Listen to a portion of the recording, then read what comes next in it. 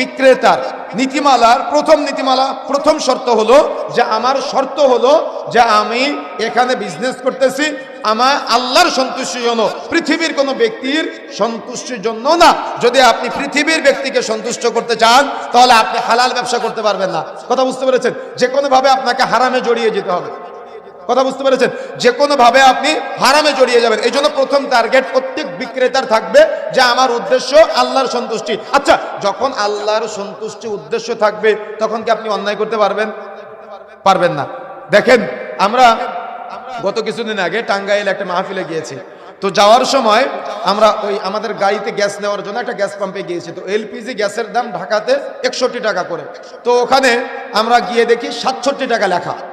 তো আমরা একটু আশ্চর্য হলাম, একদিনের মধ্যে আমরা সকালে ঢাকা থেকে নিলাম, টাঙ্গাইলে এসে এত টাকা ডিফারেন্স হয়ে গেল।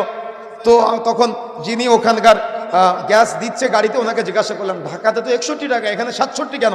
তো বলতেছে আমাদের এখানে 67 টাকা করে বিক্রয় করা হয়। তো কেন? তো বলতেছে এলাকার লোক তো মূল দাম জানে না, মালিক এটা করে। কথা বুঝেন ভালো করে, দাম কত? 61 টাকা, বিক্রয় করতেছে কত? 67 টাকা। মূলত 67 টাকা বিক্রয় করতেছে না, ওজনে কম দিচ্ছে। কথা বুঝেন না মনে হয়? ওজনেও কম দিচ্ছে, আবার সিন্ডিকেট করে রেখেছে। কথা বুঝতে পেরেছেন? নিলে নাও, না নিলে না নাও। কিন্তু গ্রামে সহজ সরল যারা আছে, সিএনজি চালক, এরা তো এটা জানে না, এরা ওখান থেকে 67 টাকা দিয়ে নিচ্ছে। তখন আমরা বললাম যে তাহলে এটা তো অন্যায়। তো বলতেছে হুজুর, তো আপনার গাড়িতে 61 টাকা করে ক্যালকুলেটর হিসাব করে দিব, কিন্তু অন্যদের জন্য 67 টাকা করে। কথা বুঝেন না মনে হয়? কথা বুঝতে পেরেছেন? আচ্ছা, এটা কি তার জন্য জায়েজ হবে?